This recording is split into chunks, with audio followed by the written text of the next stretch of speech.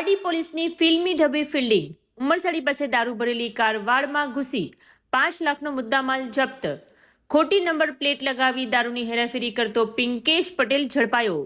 Piloting કરનાર રણજીત ઉર્ફે Lalo wanted. Pardi પોલીસે બાતમીના આધારે કોસ્ટલ હાઈવે પર વોચ ગોઠવી ફિલ્મી ઢબે પીછો કરી વિદેશી દારૂના જથ્થા સાથે એક આરોપીને ઝડપી પાડ્યો છે.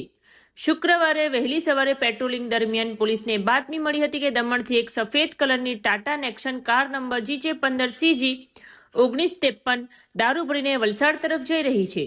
કલસર 2 માઇલ પાસે પોલીસે કારને અટકાવવાનો ઇશારો કર્યો હતો, પરંતુ ચાલકે કાર હંકારી મૂકી હતી.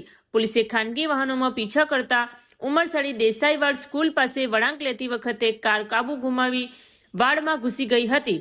પોલીસે ઘટના સ્થળેથી કાર ચાલક પિંકેશ કુમાર રમેશભાઈ પટેલ રહે કલસરને ઝડપી લીધો છે.